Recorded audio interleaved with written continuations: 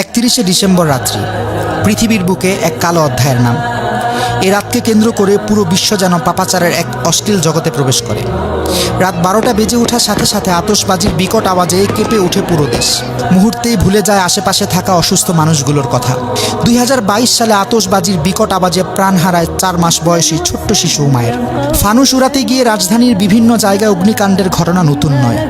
অসংখ্য অগণিত পাখি ঝাঁকে ঝাঁকে মরে পড়ে থাকে রাস্তায় রাস্তায়। কে নেবে এর দায়? গল্পটা এখানেই শেষ নয়।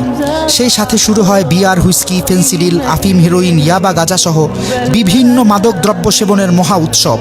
বিভিন্ন ক্লাব ও দেশের অভিজাত হোটেলগুলোতে চলে নিষিদ্ধ পল্লীর নগ্ন মহড়া।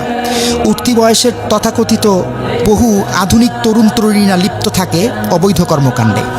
জাস্ট এনজয় করতে গিয়ে সম্ভ্রান্ত ঘরের অনেক তরুণী নেশায় বুঁদ হয়ে সম্ভ্রম বিলিয়ে দেয় জাস্ট ফ্রেন্ড নামক হায়নাদের কাছে। বহু জায়গায় কনসার্টের আয়োজন করা হয় এবং নারী পুরুষের এই অবাধ মিলন মেলায় যেন অশ্লীলতার জোয়ার ওঠে।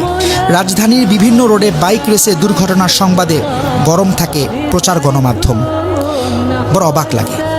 প্রতিবাদ তো দূরের কথা, কথিত সুশীল সমাজ তখন মুখে কুলুপ এঁটে বসে থাকে।